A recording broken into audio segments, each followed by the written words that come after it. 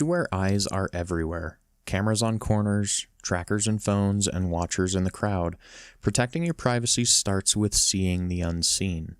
Welcome to Introduction to Counter-Surveillance, where we'll uncover the skills civilians use to detect and evade unwanted attention. From Cold War shadows to modern streets, these techniques safeguard your security and freedom. So let's begin. Counter-surveillance is the practice of detecting and avoiding surveillance directed against you. For civilians, it's not paranoia, it's practical protection. Whether you're shielding personal data, ensuring safe travel, or simply preserving privacy in daily life, counter-surveillance empowers you to control who watches and why. Unlike spy movie gadgets, it relies on awareness, observation, and smart habits. Effective counter-surveillance rests on 4 key principles: situational awareness, pattern recognition, discretion, and, in today's day and age, legal compliance. Situational awareness means staying consciously tuned to your environment, noticing who's around you, what feels out of place, and where the blind spots are. In a store, on a train, or walking home, scan without staring. Knowledge of your surroundings is your first line of defense. Pattern recognition trains you to spot repetition. A face seen twice in 1 hour? A vehicle lingering too long? These could be coincidences, or they could be signals. Learn to log anomalies mentally and verify if they persist. Patterns reveal intent. Discretion is about not advertising your presence. Avoid flashy clothes, loud conversations, or predictable routines. Blend in, vary your paths, and minimize digital breadcrumbs. The less attention you draw, the harder you are to track. Legal compliance keeps you safe and ethical. Always respect local laws, other people's privacy, and property rights. Counter-surveillance isn't about invading, it's about protecting. Use public information and legal tools only. Stay on the right side of the line. During the Cold War, counter-surveillance wasn't just for spies, it saved civilians too. Ordinary citizens in divided Germany or Soviet satellite states used these principles to protect sensitive jobs, family ties, or plans to defect. A factory worker might vary routes home to shake a Stasi tail. A diplomat's spouse would note repeated faces at the market. By mastering awareness and patterns, they thwarted surveillance, safeguarded secrets, and sometimes escaped to freedom. These real-world examples prove the power of civilian vigilance. Today, counter-surveillance is more relevant than ever. Corporate espionage, identity theft, stalking, or overreaching data collection threaten anyone. A traveler in a foreign city uses discretion to avoid pickpockets or worse. An executive recognizes pattern anomalies to protect trade secrets. A parent teaches kids awareness for online and offline safety. With smartphones and social media amplifying exposure, blending old-school habits with digital hygiene like disabling location tags or using VPNs keeps you one step ahead. Surveillance evolves. Think of drones, facial recognition, and big data make detection harder, but so do counter techniques. Stay adaptable. Combine analog awareness with legal tech defenses. Success still hinges on the 4 core principles: awareness, patterns, discretion, and lawfulness. Practice it daily and privacy becomes a habit and not a hassle. Counter-surveillance is not about living in fear, it's about living informed. By embracing situational awareness, pattern recognition, discretion, and legal compliance, anyone can shield their privacy and security. From Cold War heroes to today's connected world, these principles prove one thing: the best defense is a watchful mind. Thanks for watching, and I'll see you in the next one.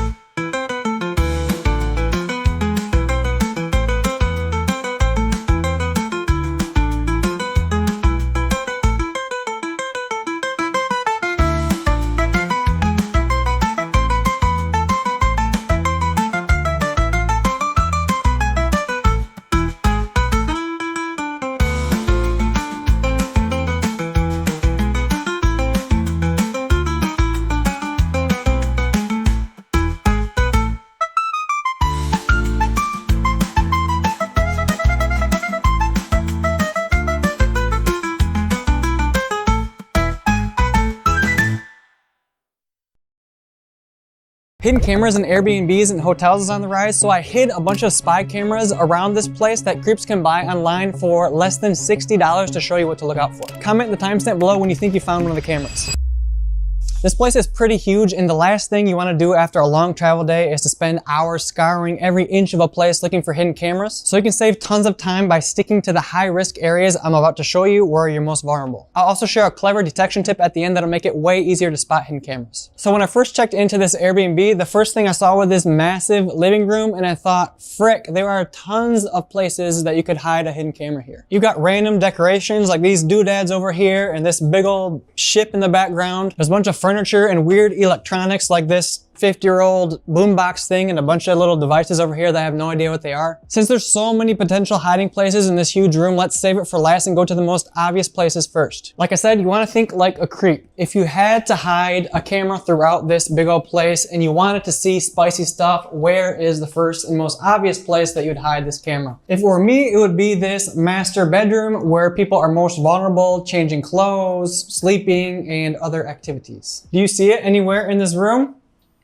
Comment below if you think you know where it is. The first thing I always look for are things that are plugged into the wall, because that's obviously going to have a long-term energy source. And so in this room, all we have is a lamp that's plugged into the wall, which it looks super old and nothing there. There's this air conditioning unit, which turns on, and I don't see anything in the vents over here, also super old. This fan, which is not plugged into the wall, so I'm not super worried about it, but it could have something in it. But what immediately grabs my attention is this over here. I think an alarm clock in a new modern Airbnb would look way out of place, but since this place is like super prehistoric, everything is really old, it kind of fits in. And I mean, it looks pretty normal. It's really small, but there's nothing like suspicious that stands out until you look at it a little bit closer, and especially if you shine your phone flashlight on it, you can see there's like a bunch of, oh, you can see the camera. First of all, below the numbers, you can see that there's little infrared lights, and then over on this side, you can see there's a camera. And if you don't have the light on it like this, it has kind of a mirrored cover, and so you can't really see it, and so shining your light helps you see these cameras way easier. But let's say you see something and you still can't really tell. One thing you can do is to examine the back of it, even unplug it, it's still on. If you unplug something and it's still on, that's an immediate red flag. But if you look at the back here closely, you can see there's a little thing to put in your fingernail, and you might think that this is the battery compartment, but you can see underneath the battery there's a little memory card. And so there you go, we found camera number one. The little circles that I saw with the light along this edge here that you can't see because of the mirrored unless you shine a light on it, those are actually the infrared lights that gives it night vision, so this camera can record everything even at night. Secretly being filmed by an alarm clock hidden camera isn't just theoretical either. There's multiple news stories of people discovering to their horror that they've been recorded doing different things with these types of cameras. There's a bunch of different styles of these hidden camera alarm clocks, including normal like analog wall clocks.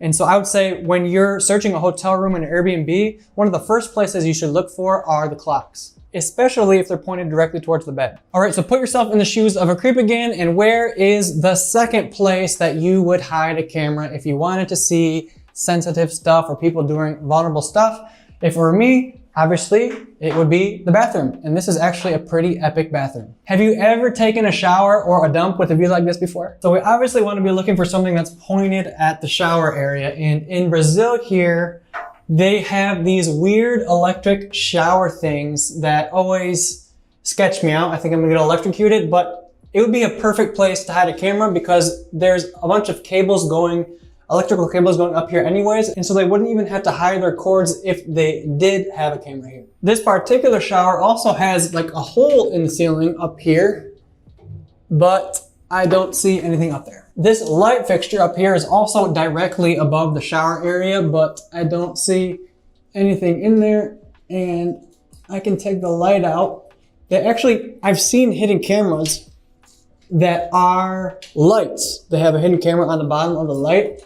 And so Even if you turn the light on and it works, always check this part of it because sometimes there's a camera right here. The only other area with a perfect view of the shower is over here in the sink area, and I think it's pretty obvious in this case where the hidden camera is. Right here there's a little USB wall charger plugged into the wall, and this is a huge red flag because who charges their devices in the bathroom? But if you were to find this USB charger in the bedroom, for example, you might just think that the last guest accidentally left it there or the host is leaving it there to make it more convenient for people to charge their devices. And there's actually some big news stories of this exact thing happening with USB chargers just like this found in Airbnbs recording couples in the bedroom. One reason these can trick people is because they actually are functional and you can charge your devices with them. So you might even use it to charge your phone or something and you wouldn't even realize it. To detect these, again, you're gonna wanna examine them closely and turn on your flashlight and shine it around the camera. When you do it, you kind of have to move the light around a little bit and so it reflects off the lens. If you just do it quick like this and don't really pay attention, you can miss it. You can also unplug it and examine the back. Here you can see the back. It looks kind of normal actually, but if you look a little bit closer, you can see there's a little thing where you could slip your fingernail in here, and beneath this sticker, if I can get it off, you can see the SD card.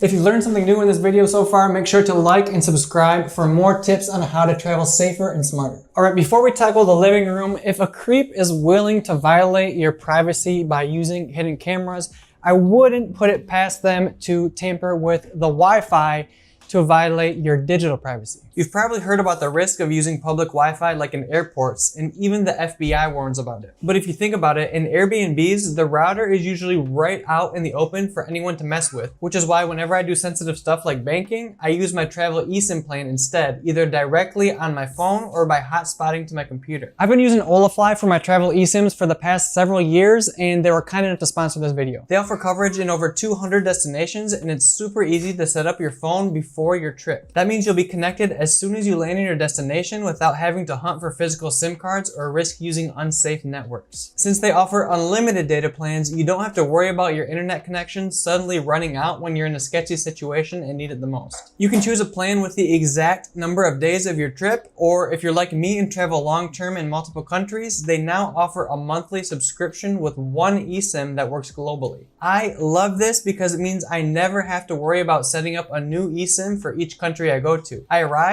and my phone data just works and it never runs out. You can grab a discount on your Olafly eSIM today using the link in the description and entering code PROJECTUNTETHERED at checkout. All right, now let's tackle this beast of a room. Let me know if you see it anywhere. Let's think like a creep with common sense. In a big room like this, you either want to put it directly in the most sensitive area, which would probably be this TV area and this couch bed, or you would try to set it up so it has the widest angle of the entire room possible, which would mean that it would probably be somewhere on the border of the room. Because of this, I can probably save time and skip anything that's not pointed at this area or something that doesn't have a wide angle of the entire room. For example, this kitchen behind us here has tons of stuff in it where you could hide a camera, but probably nobody is going to put a hidden camera pointing at the kitchen. When you're doing a scan like this, one clue is to scan for anything that seems out of place or is kind of positioned in a weird angle. This sensitive couch bed area is right in front of the TV that has a bunch of weird old-fashioned devices and cords everywhere. Again, you can use the flashlight on your phone to help you find these, and it's easier if you're able to make it a more direct beam by moving it over like this. You can see it better if you use a direct beam like this. All this stuff over here looks normal, if not covered in dust, but if there's anything ever that you're unsure about, one thing you can do is just simply unplug it. This is especially true with TVs because there have been news stories of smart TVs being bugged. That said, as we saw earlier with the alarm clock, sometimes a hidden camera, when you unplug it, it still has a battery inside that goes for a little bit longer. And so if you want to be double sure, you could always just throw a towel over anything you're suspicious about or something. One thing that did set off alarm bells for me is these keys. I'm not sure what these keys are to, but I know for a fact that on Amazon, there are keys like this that have cameras inside, and that's just because I searched on Amazon for hidden cameras. So That might be a good idea if you want to know what to look out for, is search on Amazon or eBay or whatever. So if you see any of those items when you're scanning your Airbnb, you can double check them quicker. But it turns out these are just normal. There's no cameras here. They also have these hidden camera detectors that you can buy on Amazon that are supposed to make it easier to detect hidden cameras, but I'm really not convinced if they really work or not. And if you'd like me to make a video testing these out to see if they actually work, just comment hidden camera detector below. Okay, so there's nothing pointing at the sensitive area, so now let's go along the perimeter looking for anything that has a wide angle view. And again, the first thing you want to look for is anything that's connected to the wall. For example, like this prehistoric CD player, cassette disc player. For some reason, I have no idea what it's here. It looks like it's broken, but it is plugged into the wall. And these speakers are falling off, and there would definitely be little holes in here where someone could put a hidden camera if they wanted to. This is an example of a weird random thing that looks out of place, and I don't see anything, but if I were super suspicious, maybe I'd just cover it with a t-shirt. The next thing that looks a little bit curious to me and potentially out of place with places to hide a camera is this big ol' boat. You don't see every day. This isn't connected to the wall, and so it would have to be battery powered, so it's less likely that there's something in there, but there's a lot of holes to hide things. Another thing over here that I've seen on Amazon are these extension cords. Here, let me show you. These extension cords and things like charging hubs have hidden cameras in them. They sound like that. And so if you see anything like this, just do a double check. This table is in the other corner of the room, and it has a perfect wide angle view of the entire room. And where do you think the camera is on this table? Well, to me, this pen looks a little bit suspicious. And if you look closely, you can see that there's a little camera in this part right here. Obviously, in this Airbnb with all this old junky stuff around it, it's a little bit more obvious, but if you can imagine this in a different Airbnb on an office desk or something in a jar that's filled with other pens, this would be way harder to spot, especially because it's not plugged into the wall. The upside for you is that since it's so small and it's not plugged into the wall, it will run out of batteries probably pretty quickly, and so it's less likely for a creep to be using it for longer term Airbnbs. One trick to help you find hidden cameras in seconds that are connected to the Wi-Fi network are to use apps like Fing on Android or the Airport Utility app on iPhone. The problem is, to get this app to work, there are a couple settings that you need to change first. I show exactly how to do that, plus a super easy 5-minute hidden camera scan that you can do whenever you check into a new Airbnb or hotel in this video right here. The idea of the scan is to make it as quick and practical as possible without being overly paranoid or requiring any special tools, so make sure to watch that one next. Like, subscribe, do the things, love you, bye-bye.